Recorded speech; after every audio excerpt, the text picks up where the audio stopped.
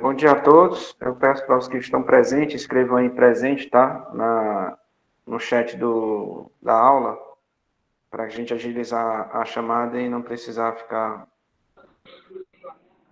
chamando lá no cigarro, tá?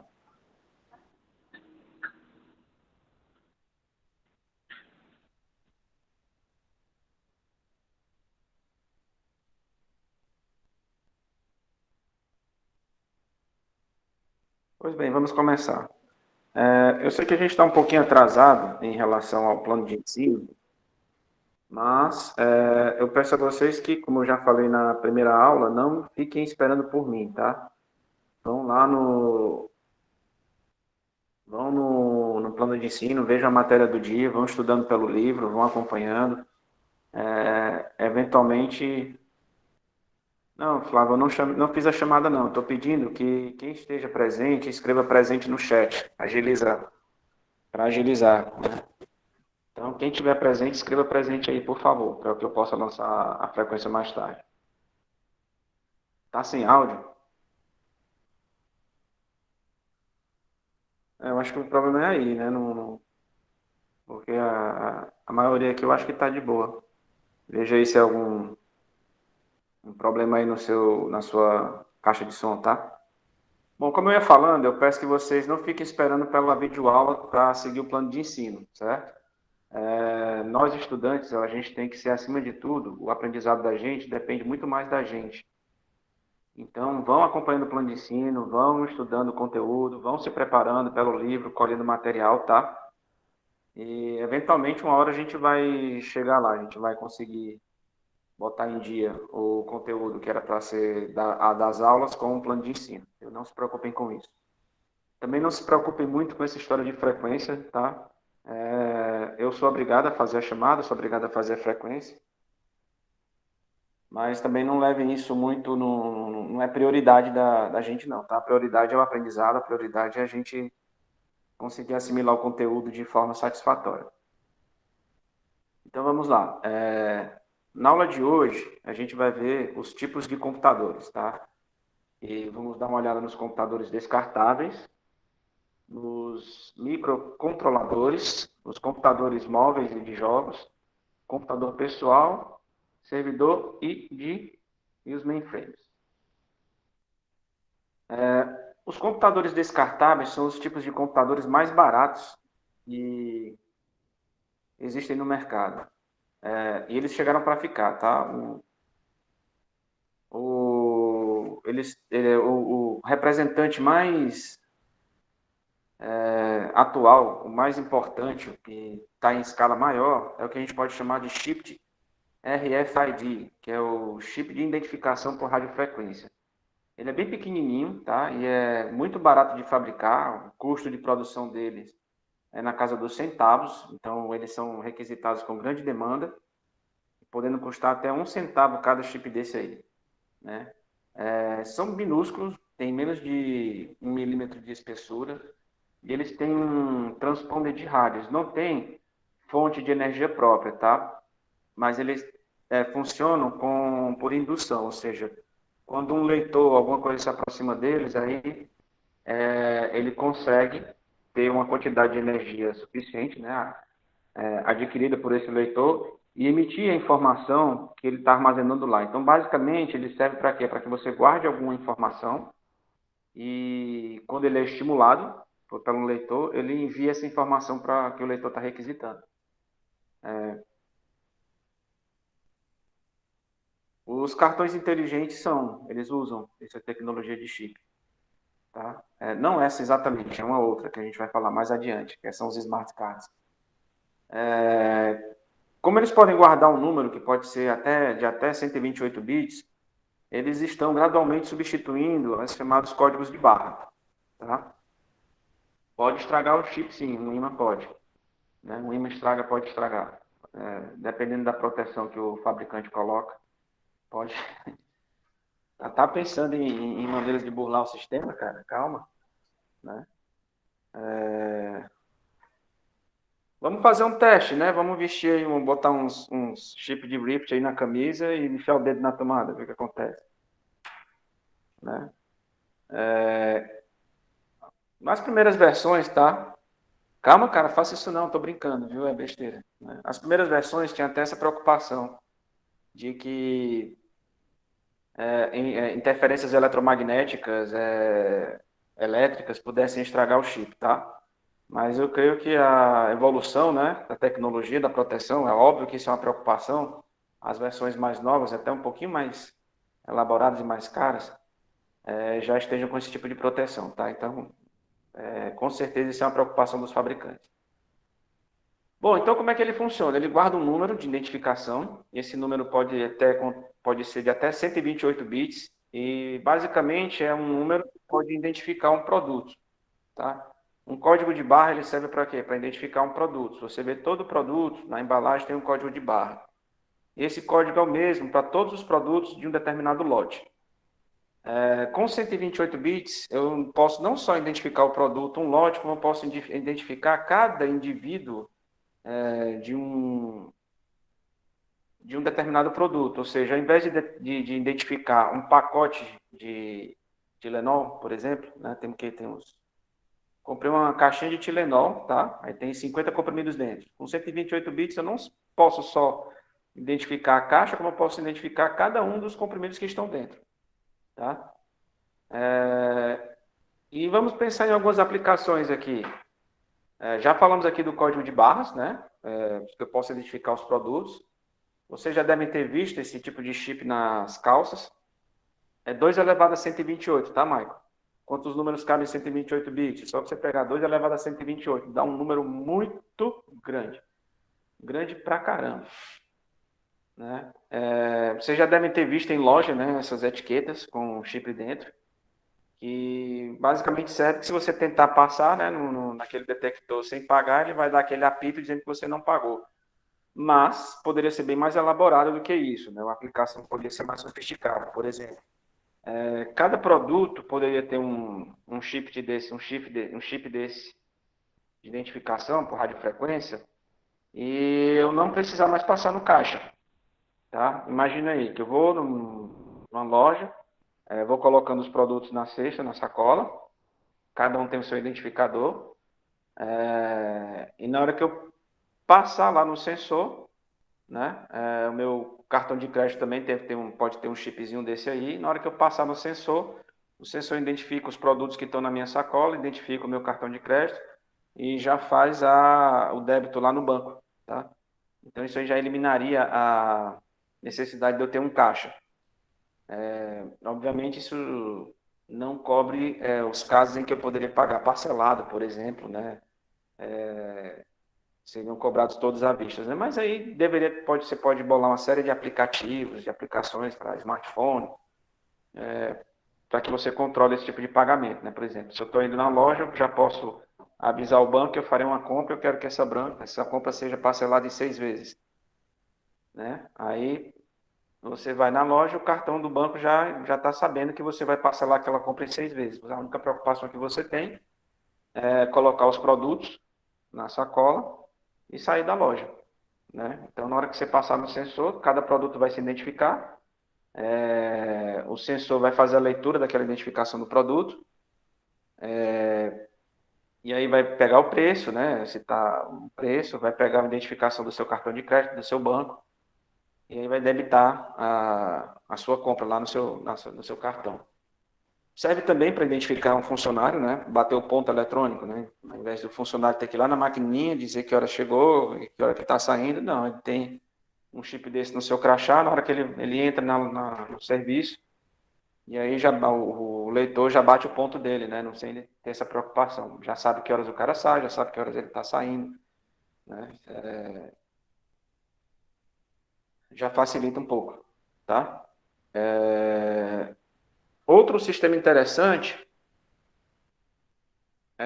você fazer pedágio, né? É semelhante a esse do funcionário, bater o ponto do funcionário, né? Você tem um chip que você coloca no carro, aí quando você passa no pedágio, o leitor já identifica o carro, né, o veículo, já abre a cancela e já faz o débito lá do valor do pedágio, né? Do veículo que está passando. Se eu posso fazer pedágio, outra aplicação que poderia ser no carro seria o rastreamento, né, veicular, né, até para evitar roubos, né, alguma coisa nesse sentido, né, a companhia de seguro pode colocar um chip desse no carro e ficar fazendo rastreamento, né, ao invés de ser por satélite, você pode ter alguns sensores, algumas coisas espalhadas pelas rodovias, pelas vias, e ficar verificando onde é que os carros passam, tá? Outras aplicações, já que eu posso rastrear veículos, eu posso implantar um chip, isso já acontece, tá? Não é ficção, isso já acontece. Implantar esses chips, como eles são bem pequenininhos, de forma subcutânea, né? Embaixo da pele, de animais de estimação. Aí você pode rastrear esses animais de estimação para que, no caso que ele se perca, que ele fuja de casa ou seja roubado, né? Você conseguir encontrá-lo, tá? Alguns fazendeiros já fazem isso no seu rebanho, né? Já fazem a marcação do gado, já colocam esse tipo, né? E os... Bom, em pessoas, há essa teoria da conspiração, né? Esse medo, né? Não, esse chip é bem baratinho, é questão de centavos. Um chip desse não chega nem a 10 centavos, não. E dependendo da quantidade que você compra, ele vai custar um centavo, talvez até menos, né?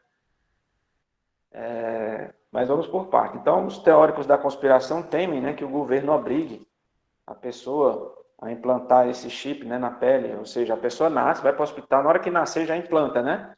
O chip na pele. Aí vai rastrear esse cara, o governo vai saber tudo que esse cara faz, né? Por onde ele anda, o que é que ele compra e tudo mais, né?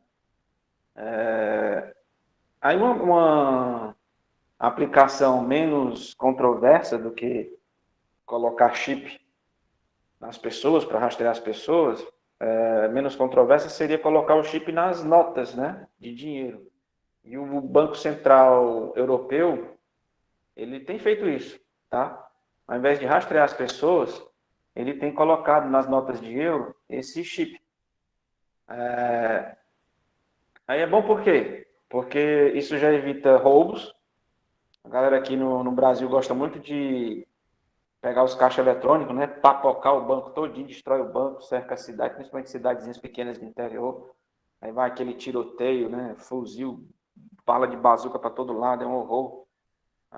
As pessoas ficam traumatizadas, alguém pode se ferir, alguém pode morrer, né? E o pessoal pega e leva o dinheiro. Já na Europa, como as cédulas estão vindo com esse chipzinho implantado, o que acontece? No caso de um roubo desse, é só você conseguir identificar quais foram as notas roubadas e anulá-las, né? Você anula, ela perde valor, vira só papel. Isso dificulta também a falsificação, porque se você é dono de um comércio e recebe uma nota de 100 euros, né, 200 euros, 50 euros, você passa só essa nota no leitor e vai verificar se essa nota é falsificada ou não, né? Isso aí também é ótimo para a Receita Federal, para saber para onde é que o dinheiro está circulando, quem está fazendo o que com o dinheiro, quem está comprando o que, né? Então, se você recebeu o seu salário, você foi lá no banco e sacou, a Receita Federal já sabe quanto você sacou, quais foram as notas que você sacou, aí vai saber onde você gastou, com que você gastou, né? Então, não dá mais para fugir do imposto de renda, né? Dos impostos. Então, tem muitas aplicações, algumas controversas, algumas bem válidas, para esses chips de identificação de radiofrequência.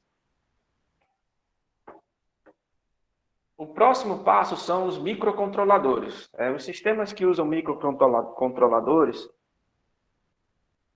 também são chamados de sistemas embarcados. O que são esses sistemas embarcados e esses microcontroladores? São computadores que vão dentro de alguns dispositivos eletrodomésticos que você compra, algumas coisas que você compra, e não tem a menor ideia de que isso é um computador, tá? Eles gerenciam e vão manipular todo o uso, né, todo o funcionamento do dispositivo. E podem ser encontrados em eletrodomésticos, né, rádio relógio, máquina de lavar, secadora, forno de micro-ondas, em telefone sem fio, telefone celular, né, impressora, scanner, modem, aparelho de DVD, de Blu-ray, câmera digital, lentes inteligentes também já existem, né? que mais? Equipamentos médicos, né, de ressonância magnética, termômetro digital, essas coisinhas. Então, você tem, por exemplo, na máquina de lavar, você tem um computadorzinho lá, um microcontrolador, que você vai selecionar as suas configurações, né, o tipo de roupa, o tipo de tecido, se está muito sujo, se não está, se vai querer um enxágue duplo ou não. E aí você aperta o botão e começa. E para a máquina fazer isso, tudo, obedecer toda aquela entrada que você deu, aqueles são os parâmetros de entrada, né? Imagina como se fosse uma função, né? Você está colocando os valores dos parâmetros que a função vai receber. Aí na hora que você aperta o botão, né? É como se você estivesse fazendo a chamada da função, né? Execute. Aí você tem um programinha que está instalado no microcontrolador, que é um computador embarcado nesse dispositivo, que vai executar toda a operação de lavagem lá da máquina de acordo com os parâmetros de entrada que você colocou. De maneira análoga, isso acontece com o micro-ondas, tá? Com a televisão, até mesmo com o seu videogame. Embora a gente vá ter uma categoria especial, que a gente vai falar daqui a pouco, sobre os computadores de jogos.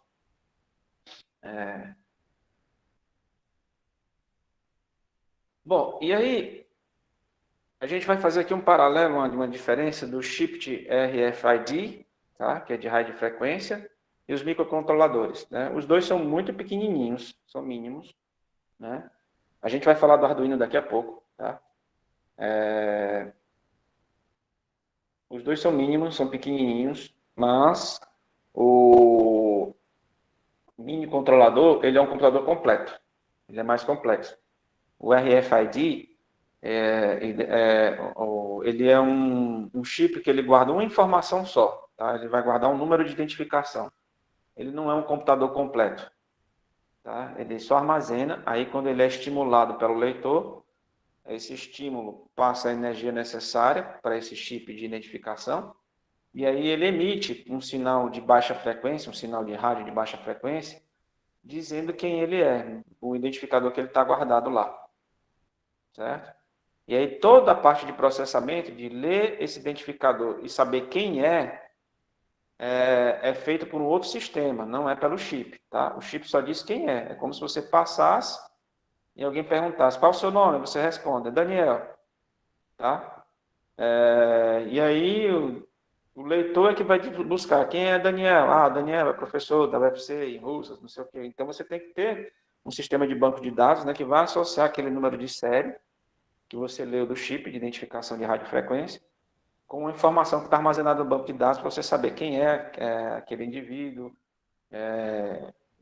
que é que ele faz, e tudo mais, né, as informações guardadas por ele. Então, todo esse processamento não é feito no chip, é feito fora. É pelo sistema que vai fazer a leitura do chip, entenderam? Já o mini controlador não. O mini controlador é diferente, ele é um computador completo, ele tem toda uma programação lá dentro, embutida, muitas vezes em hardware, tá? É que vai fazer todas as tarefas que estão programadas.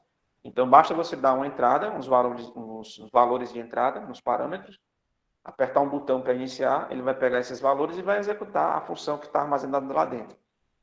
Né? Saber quanto tempo tem que ficar de molho, por exemplo, no caso da máquina de lavar, né?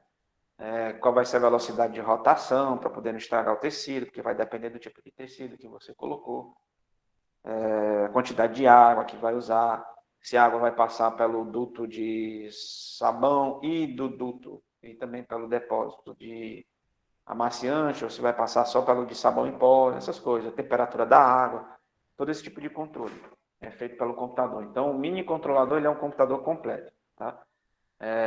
Só que a gente tem que ressaltar que no mini controlador, o programa, o software que vem instalado, ele é numa memória de somente leitura. Você não pode modificá-lo, tá? Ou seja, o software já é instalado lá na fábrica, no momento da fábrica, na hora que fabricaram a máquina de lavar, todo o software de programação que vai fazer a lavagem é colocado lá. Você não tem como ir na internet e baixar.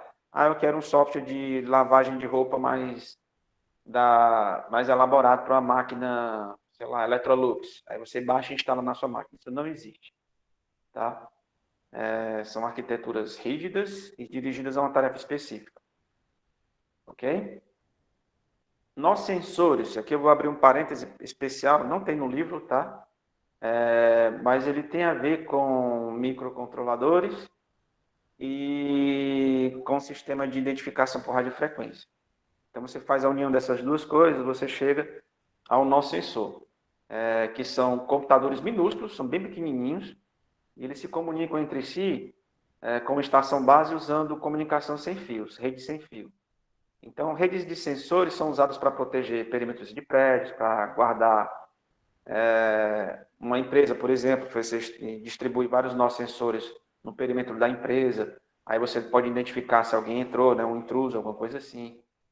Você pode colocar, por exemplo, no corredor da sua casa para detectar o movimento de alguém, né? Aí entrou alguém no corredor, aí já acende a luz, por exemplo. Isso é uma aplicação, né? São computadores bem pequenininhos, tá? Eles são movidos a bateria e têm rádio integrado entre si. Tem uma energia limitada, obviamente, por conta da bateria, e eles têm que funcionar por um longo período de tempo, né? Geralmente ao ar livre, geralmente em condições de ambiente, né? Eles vão levar sol, vão levar chuva, alguns vão receber até uma pancadinha vez ou outra, então eles têm que ser robustos para tolerar esse tipo de, de problema, né? Essas situações adversas. E a rede que é estabelecida por esses nós, elas têm que tolerar falhas, né? Porque, por exemplo, você tem alguns sensores espalhados e um ou dois desses sensores podem cair e a rede tem que continuar funcionando. Ela tem que ser falha, ela tem que ser tolerante a falhas, né? Outro exemplo de aplicação de nó sensor, você vai monitorar uma espécie, isso é muito comum, tá? Você vai monitorar uma espécie, por exemplo, onça pintada, né? Aí o que é que você pode fazer? Você vai lá, pega uma arma, coloca um dardo tranquilizante, vai atrás das onças que você encontrar naquele mato, naquela floresta. Na hora que encontrar uma onça, você vai lá e pá, dá um tiro nela. De tranquilizante, tá? Pelo amor de Deus. Aí espera o animal dormir, né? Na hora que ele cai no sono, você vai lá e implanta o quê? Implanta sobre a pele dele um chip, né? Um chip pode ser o de RFID, RFD, certo? Aí, nesse chip você vai colocar um número lá de série e vai identificar aquele indivíduo, tá? Então, coloca lá, identifica aquele indivíduo, pode colocar algumas outras informações, por exemplo, sexo, idade aproximada, algumas coisas relevantes, tá? A idade que ele foi chipado, né? Colocado o chip, a idade não, a data que ele foi colocado o chip. E aí você deixa o animal solto. E espalha esses nossos sensores pelos matos. Coloca nas árvores, por exemplo. Aí sempre que o animal... O que é que o nosso sensor faz? Normalmente ele fica lá na dele, parado, quieto. Na hora que esse animal que tem um chip passar por ele, pá, né? Ele vai tipo acordar e vai ler aquele chip do animal. Né? Você vai ver, o animal tal passou por aqui. Aí assim os pesquisadores, os estudiosos que estão acompanhando a vida daquela espécie vão saber quantos indivíduos daquela espécie estão vivendo em um determinado local, quais são os hábitos dele, né, para onde é que eles andam, de dia eles estão aonde, à noite eles estão aonde, quanto que eles andam por dia, né, quantos quilômetros por dia, por onde é que eles passam, e vai coletando uma série de dados, tá, a respeito do animal para elaborar o seu estudo, né, daquela espécie. Talvez até elaborar estratégias de preservação, do tamanho que tem que ser a área de preservação e por aí vai, né? Bom, esse é um uso bem comum para nossos sensores, tá? Mas aí eles estão se espalhando também rapidamente. Você pode colocar isso aí, como eu falei, para proteger o perímetro de uma empresa, o perímetro da sua casa, pode usar para automatizar um monte de coisa, né? Se eu estou chegando na sala, acender a luz. Você pode colocar nossos sensores que têm medição de temperatura, então se eu chego numa sala, além de acender a luz, ele pode medir a temperatura do local. Se estiver muito quente, ele ligar o ar-condicionado. Tá? Você tem um sistema que liga o ar-condicionado. Ou desliga, né? Ou vice-versa. Tá? São computadores completos, ou seja, eles têm CPU, têm memória RAM, têm memória ROM. Tá? Podem ter diversos tipos de sensores ambientais. E vale destacar que é um sistema orientado a eventos. Tá? Então, ele vai responder a eventos externos ou tomando medidas periodicamente com base num relógio interno. Ele vai ficar medindo o ambiente, tomando medidas de tempos em tempos e mandando essas informações pela rede. Tal qual os sistemas embarcados, todos os programas são carregados antecipadamente, tá? Então não dá para eu chegar na internet, baixar um programa e instalar no nosso sensor. Não, quando eu pegar o nosso sensor, quando eu comprar o nosso sensor, ele já está com tudo, quando eu já tenho que comprar, ele já vai ser fabricado com tudo que é necessário para que ele funcione, tá? Portanto, tanto dos microcontroladores quanto dos nossos sensores, o projeto deles é bem mais simples do que os outros tipos de arquitetura que permitem, né, que o usuário instale programa, faça modificações de software dentro dele. Arduino, pronto, aqui. O pessoal que estava mais curioso sobre o Arduino, vamos falar um pouquinho dele, tá? Foi criado na Itália, né, por dois projetistas de nome Mazzini, eu não vou dar com sotaque, tá? Meu sotaque italiano é péssimo, capisce? É o Massimo Banzi e o David Curatielles, tá? Lá na Itália. Eles projetaram o Arduino como um projeto de hardware de código aberto, ou seja, qualquer um pode pegar o projeto, os detalhes são todos publicados na internet, são todos gratuitos. Você pode pegar esses projetos e montar a sua placa de Arduino. E pode modificar, é o prazer. Obviamente você tem que saber o que está fazendo, né? Eu não entendo muito de eletrônica digital, eu acho que para mim seria um desastre tentar modificar uma placa de Arduino, a menos que eu dedicasse, né, algumas horas para entender melhor como é esse funcionamento a nível de hardware, tá? Mas o pessoal que fez curso técnico aí, que estiver presente, tiver feito curso técnico em eletrônica digital, com certeza já se divertiu com Arduino, né, nas aulas de laboratório. E com certeza pode se divertir bastante, né, pegando os projetos, fazendo algumas coisas personalizadas usando essas plaquinhas, tá? Ele é baseado no microprocessador RISC de 8 bits. A maioria dos projetos também da placa incluem suporte à entrada e saída. Ela é programada usando uma linguagem de programação embutida chamada Wiring, que serve para controlar os dispositivos em tempo real. E a maioria dos usuários é unânime em dizer que é muito divertido trabalhar com Arduino, tá? E permite personalização, permite você fazer um monte de coisa, por exemplo, casas inteligentes, controles de carro, de automação de ambientes, né? De automóveis, de uma maneira prática e barata, né? Agora vamos para os computadores móveis e de jogos. Acho que ninguém conhece aqui, né? Computador móvel de jogo, né? Ninguém. Né? São praticamente computadores normais, tá? A diferença são que eles são voltados para recursos gráficos. Né? Então, eles têm alta capacidade gráfica, alta capacidade de som, mas infelizmente eles têm um software limitado e pouca capacidade de extensão. Lá no comecinho, eles começaram sendo montados com CPUs de baixo custo, tá? Eram CPUs que eram retiradas de aparelhos de telefone, por exemplo. E começaram a fazer alguns jogos bem simples, como o Pong, né? Aquele jogo da cobrinha, que tinha nos celulares antigamente. E depois esses jogos foram sendo ligados em aparelhos de televisão, e aí com o passar dos anos eles foram evoluindo, foram ficando bem mais poderosos, chegando a esses sistemas bem sofisticados que a gente tem, que até certo ponto eles rivalizam com os computadores pessoais, né? E em outros aspectos, outros pontos eles ultrapassam. Só para você ter uma ideia, quais são as especificações do PlayStation 5? Ele tem uma CPU, que é um processador AMD de 8 núcleos, né, Zen 2, que funcionam a uma frequência variável, mas funcionam aí por volta de 3.5 GHz. Né? Isso é na CPU, tá? Uma CPU de 8 núcleos. A GPU, ela trabalha com 10.28 teraflops, ela tem 36 unidades de controle, ou seja, é altamente escalável, tá? E cada uma dessas unidades de controle funciona aí numa frequência variável de 2,23 GHz.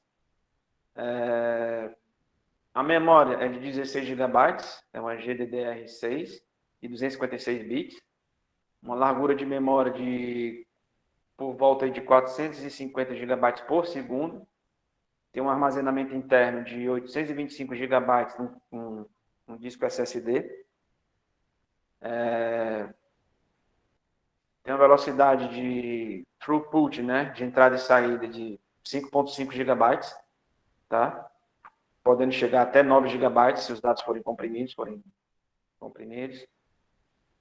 Permite armazenamento expansível, se você tiver, ele tem um slot, né, NVMe para o disco SSD, e também tem suporte, né, para HDD com USB, tá?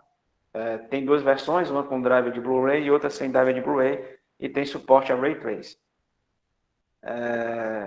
É um computador massa, graficamente poderoso, tá?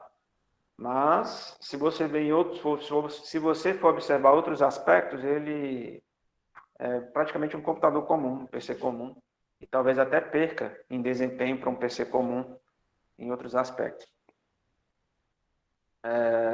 Esse preço aí de 9 mil conto está superfaturado, tá? Isso é a galera que comprou, né? Estava sendo vendido na estreia por 4.500. Aí a galera safada, né, pegou e comprou os estoques tudinho e ficou guardando lá no galpão, para depois, sabendo que ia chegar o Natal, as festas de fim de ano, ia estar todo mundo doido para um PlayStation 5, as lojas não iam ter, aí eles iam poder tirar do estoque, né, e vender a 10 mil reais, né? Mas doido é quem dá 10 mil reais no bicho desse aí. Se eu for comprar um, vai ser daqui a uns 2 ou 3 anos, né? Então, qual é a principal diferença entre eu ter um PlayStation desse aí, né, e um PC? Você vê que a diferença não está na CPU. Eu acho que muita gente tem notebook aqui com CPU bem parecida com a dele, né? Mas a diferença básica é que essas máquinas aí, por exemplo, esse PlayStation, ele tem uma arquitetura fechada, né? Você não pode expandir a arquitetura dele. Você não pode colocar cartões, né, mais chips. Você não pode colocar uma placa extra, né? Eu vou mudar a placa de memória, vou colocar mais uma placa de memória RAM. Não dá para fazer esse tipo de coisa. Ou mudar o processador, não dá, porque a arquitetura é fechada. Não dá nem para mudar o driver, né? Você está achando pouco? Eu acho muito pouco, que 825 GB para guardar os jogos. Os jogos de PlayStation 5 passam de 100 GB. Né? Vou trocar o HD dele. Não dá, porque o HD dele é um SSD que é soldado na placa. Aí já leva uma outra preocupação. No dia que esse HD SSD queimar, você vai jogar o seu videogame fora, né? E tem que comprar outro. Tá? Não dá para trocar o HD, né? Embora ele permita, né, você ter interfaces USB para usar um HD externo, no geral a arquitetura é bem fechada, né? Bem fechada. E você não tem como baixar um programa da internet e instalar, modificar o sistema operacional, por exemplo. Tá, até tem como, mas é bem difícil, não é uma situação trivial, né? Como no computador pessoal, tá? Como eu falei, essas máquinas são cuidadosamente projetadas e planejadas para serem otimizadas para jogos. Então, a vontade dela é o quê? É rodar gráficos, tá? Então, é uma máquina muito otimizada para rodar gráficos, para alta interatividade, né, com o controle. Você vê agora que o controle tem mais funcionalidade do que os controles anteriores, né? Para trabalhar com saída de multimídia, interatividade em 3 dimensões. E é isso, é uma máquina voltada para isso, tá? Para gráficos, multimídia, 3D, essas coisas. Não é bem o que o seu PC, não é a preocupação principal do seu PC, do seu notebook, né? Se você fosse montar um notebook ou então um computador com essas configurações gráficas, ele ia sair bem mais caro do que esses 9 mil reais do PlayStation 5, tá? Embora ele fosse muito mais customizável, muito mais expansível, né, do que o PlayStation 5, ele sairia bem um pouquinho mais caro, bem um pouquinho mais caro do que isso, né? Talvez, ao invés de você pagar 9 mil por um PC com essas configurações gráficas, você pagar uns 30 mil, sei lá, por aí, né? Bom, já os computadores móveis são semelhantes a computadores, né? E tem um requisito especial, que é utilizar o mínimo de energia possível. Afinal, eles funcionam com a bateria, né, conectada neles. E essas baterias, se você começar a jogar, começar a fazer muita coisa, ela vai se acabar rapidamente. E são aparelhos que tem que ficar ligados pelo menos metade do dia, né? Sem receber uma recarga. Afinal, você anda com ele para todo canto, bota no bolso, bota na mochila, né? Então, se ele descarregar em poucas horas, 1 hora, 2 horas, isso seria um problema. Então, a gente pode dizer que quanto menos energias eles consumirem, vai ser melhor, né, para o usuário. Tá? Então, é um desafio de projeto muito grande. Ao mesmo tempo que eu tenho esse desafio de ter um consumo baixo de energia, do outro lado, eu tenho os usuários, né, que querem fazer de tudo com esse bichinho aí. Hoje em dia, jogar no celular virou uma coisa comum. Tá todo mundo o tempo todo usando esse negócio, tá todo mundo o tempo todo jogando. Quem não está jogando está ouvindo música, quem não está ouvindo música está vendo vídeo do YouTube, quem não está fazendo isso está batendo papo no WhatsApp. Mas muita gente tem jogado e os jogos estão ficando cada vez mais sofisticados, estão ficando cada vez mais próximos dos que a gente tinha dos videogames um pouco mais antigos, né? E isso fica um desafio para quem vai projetar um computador desse, né? Como é que eu vou fazer um sistema com um bom desempenho gráfico, com um bom desempenho de processamento de 3D, com um bom processamento de multimídia, para ter jogos de alta definição, para ter uma interatividade maior, né, com sensor de movimento, com sensor de velocidade, com localização. Como é que eu faço tudo isso tendo um consumo de energia baixo, né, para que a bateria não descarregue rápido e ela seja pequena o suficiente para que o dispositivo seja confortável. Esse é um desafio para os computadores móveis. Bom, chegamos nos computadores pessoais, nossos computadores que a gente está acostumado a usar no dia a dia, né? Quando eu falo de computador pessoal, é o que a maioria das pessoas pensa, né? Quando ouve o termo computador. Então, computador, para a grande maioria da população, é isso aí que a gente está vendo, tá? E eles costumam vir equipados com alguns gigabytes de memória, né? Tem um disco rígido, a maioria aqui deve ter 1 TB de disco rígido, pode ter um driver leitor de DVD, de Blu-ray, né?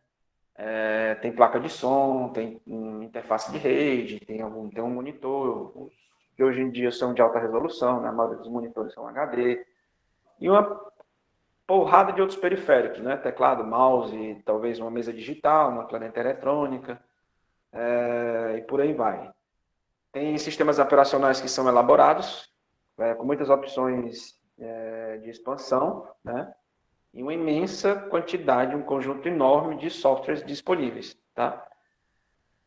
O coração de todo o PC, de todo o computador pessoal, é uma placa de circuito impresso que está no fundo do gabinete, ou na lateral, né? Presa na lateral. E essa placa vai ter o quê? Vai ter a CPU, vai ter a memória, vai ter vários slots para você colocar e conectar os dispositivos de entrada e saída, né? Vai ter o chip de som, vai ter o modem, né? E várias interfaces aí para mouse, teclado, disco, rede, etc. Tá? Como você pode ver aí, você vê aqui alguns slots, né? De PCI, né? Para conectar, tá aí, a plaquinha. Você tem os capacitores, você tem os chips. Esse aí é o coração de todo o computador pessoal, tá? A famosa placa-mãe. Né? Já os notebooks são basicamente PCs, tá? Só que uma embalagem menor, os componentes são menores. Por serem menores, obviamente, são mais caros. Tá? Tem os mesmos componentes de hardware do PC. A maioria já está vindo sem drive de CD-ROM, porque apesar de ser uma tecnologia até recente, né, DVD-ROM, Blu-ray, essas coisas, a maioria das pessoas não estão mais utilizando, né? Esses discos de grande capacidade vieram como uma forma de você gravar seus arquivos, fazer backup e fazer interação, né, com vídeos, assistir filmes, né, alguns jogos. E os usuários de computador atualmente, principalmente os de notebook, eles não estão mais usando esse tipo de mídia para assistir filmes, por exemplo. A maioria está preferindo usar streaming, né? Já não se usa mais uma mídia ótica, um dispositivo físico para poder escutar música. A maioria prefere o quê? O streaming de música.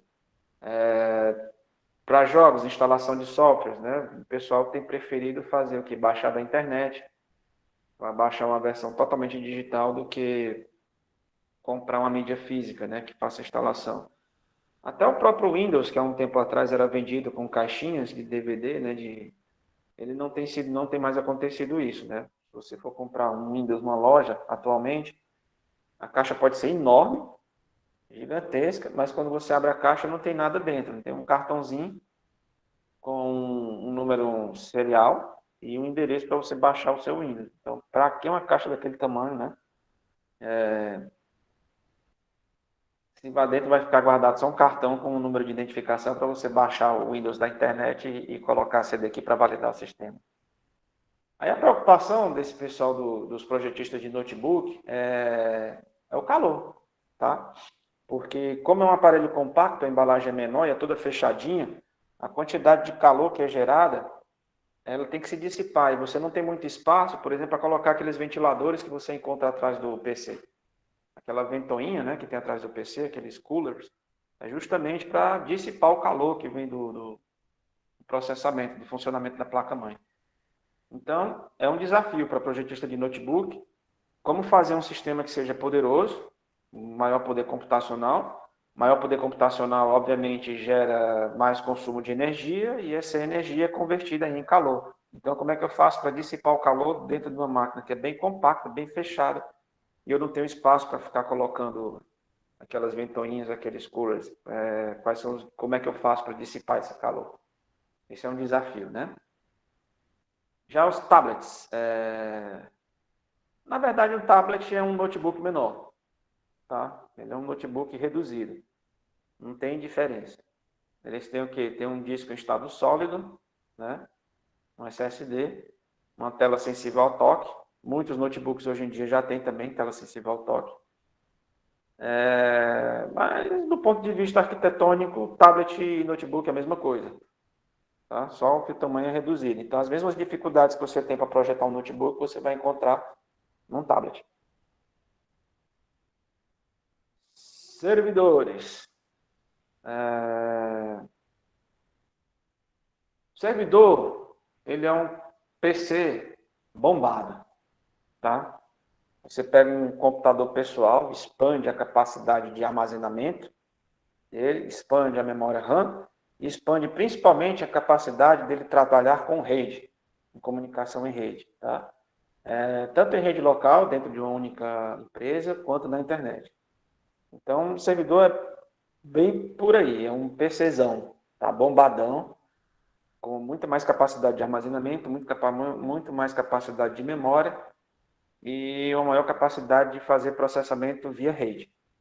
Então você já esquece essa parte gráfica, né? Você já não tem esse interesse tão grande com processamento gráfico, com interatividade, com processamento tridimensional, com multimídia. Você já vai esquecendo esse tipo de coisa e passa a se preocupar com o processamento de rede, tá? Atualmente eles têm vários terabytes de memória, né? Vários de memória de HD, vários já estão em vários gigabytes de memória RAM, né? Muitos deles podem manipular milhares de transações por segundo. Em termos de arquitetura, ele não é muito diferente do computador pessoal, não, tá? Ele só é mais rápido mesmo, tem mais capacidade de disco e de memória, né? E também de tratar conexões de rede. Servidores atualmente executam os mesmos sistemas operacionais dos computadores pessoais, normalmente com algumas poucas variações, né? Então, o Windows que você usa no seu notebook é praticamente o mesmo Windows num Windows Server, num servidor, com algumas modificações. Esse Windows Server ele tem algumas modificações, obviamente, para dar prioridade ao tratamento de processamento em rede, do que a interação com o usuário e do que a processamento de multimídia e gráfico, né? Clusters. Graças a essas melhorias da relação preço, tá, e desempenho dos computadores, a gente foram criados, né, os servidores. E aí o pessoal começou a ter ideia. Antigamente se trabalhava com um computadorzão gigantesco, enorme. Vocês viram na aula anterior, né? Que ficava numa sala especialmente projetada e climatizada para ele, eram os mainframes. A gente vai falar dos mainframes daqui a pouco. Mas o mainframe ele custa muito caro. Você comprar um mainframe, manter um mainframe custa uma fortuna, uma pequena fortuna que as empresas, muitas empresas, universidades, muitos órgãos não têm como manter. Então a saída foram os clusters, a invenção dos clusters, que nada mais é do que você pegar um monte de servidor, tá? E conectá-los. Você conecta um servidor no outro, no outro, no outro, você tem uma porrada de servidor e eles estão conectados, aí você coloca um sistema que façam com que eles trabalhem como se fosse um computador só. Tá? Então, é isso. Você tem um conjunto de servidores com um sistema que vai fazer com que esses servidores conectados funcionem como se fosse uma única máquina, um sistema só.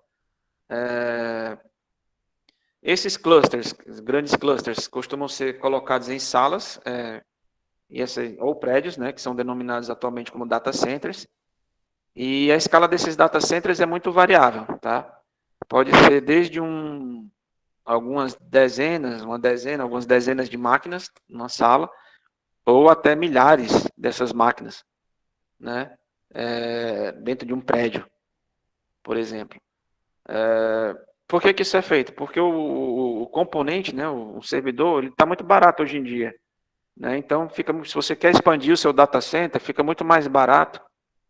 É mais prático você comprar mais servidores e acoplar, né? Juntar, agregar a esse cluster. Você consegue expandir, né? A sua capacidade de processamento, do seu sistema, tá? Um uso comum para cluster é como servidor web, né? Então, quando um site, não é para o seu site da Alu, não, tá? É um site, por exemplo, de e-commerce, né? Que espera receber milhares ou até milhões de requisições, né? Por minuto, por segundo, tá? Então, você hospeda esse site num cluster desse aí. Bom, qual o tamanho de um data center? Você pode, por exemplo, pegar o exemplo do Google, ele tem um data center, obviamente o Google tem esses data centers espalhados pelo mundo, ao redor do planeta, e ele tem um que tem o tamanho de 2 campos de futebol. Então, você pega 2 campos de futebol, coloca um do lado do outro, o data center do Google, ele tem um data center desse tamanho aí, tá? Aí eu vou colocar aqui uma curiosidade, vocês conseguem identificar que máquina é essa aí? Dá uma olhadinha na figura.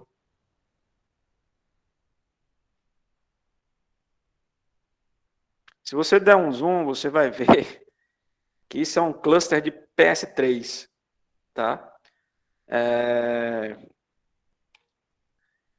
E os clusters de PS3, eles foram um sucesso pelo mundo afora. Por quê? O que é um cluster? Você ter um mainframe, entre aspas, não é um mainframe, né, de baixo custo, comprando máquinas, né, que fossem de baixo custo e você interliga uma na outra para funcionarem como se fosse um sistema só. E aí você tem um grande poder de processamento.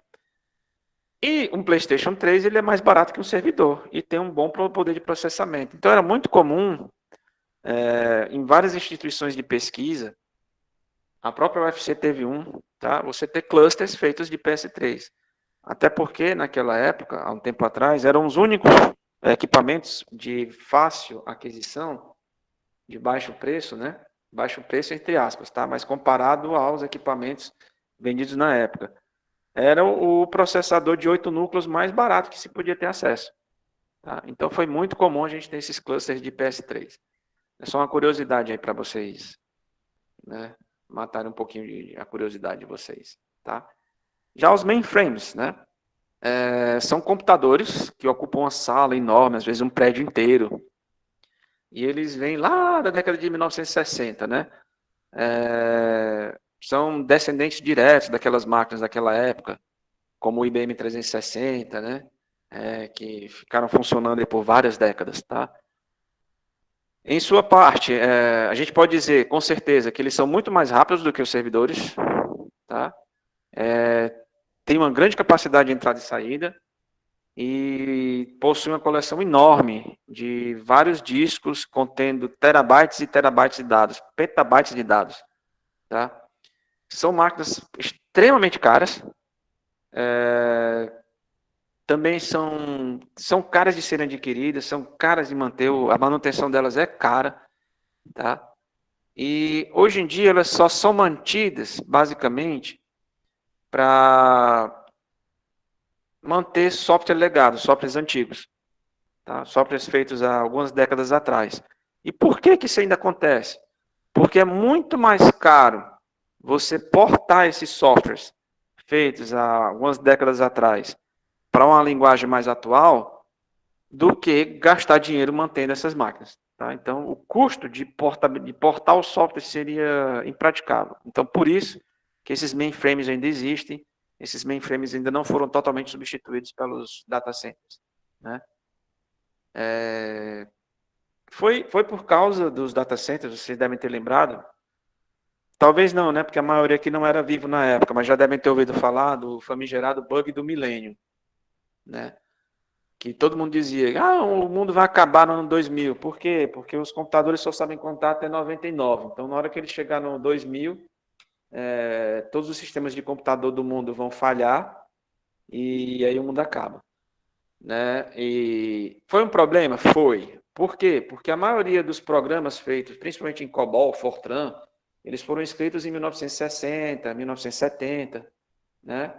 E os programadores daquela época nunca, mas nunca que passaram na cabeça deles que esses programas feitos naquela época, principalmente para bancos, agências de contabilidade, esses sistemas mais que lidam, né, com a parte financeira diretamente, nunca passou na cabeça deles que esses sistemas fossem ficar funcionando até o ano 2000. Mas curiosamente ficaram funcionando até o ano 2000. E como não passava na cabeça desses programadores que esses sistemas teriam uma vida tão longa, eles programaram um ano com 2 dígitos. Então, por isso que para esses sistemas, o ano começava em 00 e terminava em 99. Então, a virada de 1999 para 2000 seria um problemão. Tá? Então, à medida que o ano 2000 estava chegando, houve uma correria, houve um desespero, foi coisa de louco, todo mundo tentando modificar. Porque imagina aí, como é que eu faço? Como é que a gente faz então? Temos 2 opções. Uma, a gente pega esse monte de programa e porta para uma linguagem mais nova, que vai saber lidar com isso. Ou a gente tenta modificar esses programas. A opção 1 era impraticável, ainda hoje é. Por isso que ainda existem mainframes. Porque é muito caro, seria impraticável fazer a portabilidade desses programas. Né? Então, a solução adotada foi o quê? Vamos mexer nos programas e vamos corrigi-los. Qual foi a correção que eles encontraram? Foi uma solução simples, tá? Eles colocaram mais 2 dígitos por ano. Então, o ano agora iria de 000 até 9999. Ou seja, à meia-noite do dia 31 de dezembro de 9.999, a gente vai ter o mesmo problema, tá? Aqueles programas feitos em COBOL e Fortran já estão rodando há mais de 8.000 anos de idade, vão ter que ser modificados, colocando mais um dígito para o ano. Ou então vai tudo parar. Né? Bom, além da utilização para executar esse software dado de 50 anos de existência, os últimos anos a internet deu um novo fôlego, os mainframes, né? Ela achou um novo nicho. Tá? Eles têm virado também servidores de internet. Principalmente porque podem manipular quantidades maciças de transações. Eles têm uma capacidade de processamento, principalmente de transações por segundo, maior do que a dos servidores, do que a dos clusters. Então, estão sendo empregados no e-commerce, por exemplo. Né? E outras empresas que exigem que você trabalhe com bancos de dados, né, com imensa quantidade de dados nesses bancos. Tá? Então, os mainframes ainda existem nesses nichos. Falaram aí de supercomputadores, eu vi no chat rapidamente. Até pouco tempo era uma categoria à parte, tá, que existia. Basicamente, são computadores mais poderosos que os mainframes, tá? Com CPUs incrivelmente velozes, memória RAM muito maior, muito mais capacidade de disco, tá? E uma velocidade de rede muito maior. Eram utilizados principalmente em cálculos científicos, de engenharia, né? Astronomia. O pessoal fazia o que? Simulação da rotação dos planetas, da trajetória dos planetas, das galáxias, né? Ficavam simulando quando é que duas galáxias iam colidir, o que é que acontecia quando ocorresse essa colisão. Ficavam também estudando, né, como é que as coisas se davam a nível subatômico,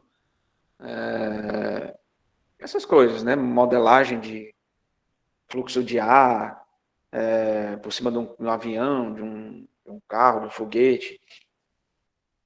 Porém, né, como o custo de manutenção e de aquisição é meio que proibitivo, eles têm caído em desuso e têm dado lugar aos data centers. Pelo mesmo motivo que a gente já falou quando falou dos data centers, né? É muito mais fácil você construir um data center comprando um monte de servidor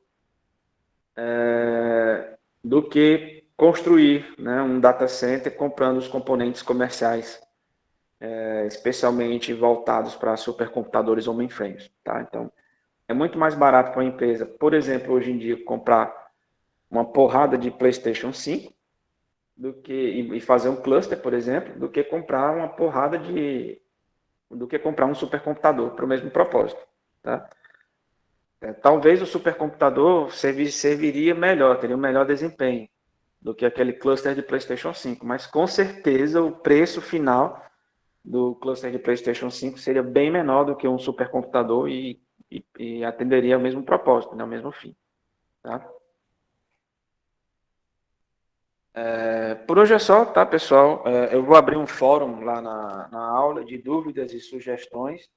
Não precisa, quem não tem dúvida, chega lá e dizer assim, eu não tenho dúvida, tá? Não precisa fazer isso. Como o próprio nome diz, dúvidas e sugestões, tá? Comentários e sugestões. Então, você pode não ter dúvida, mas pode fazer um comentário, pode colocar alguma coisa que eu deixei de falar na aula, né? Incrementar aqui a conversa dinâmica, tá bom? Então, para encerrar a aula de hoje, eu peço que quem esteja presente ouvindo a aula, por favor, escreva presente aí no chat, para a gente passar a presença depois lá para o cigarro, tá? Então, todos um bom dia, uma boa tarde e até quinta-feira. Um abraço a todos.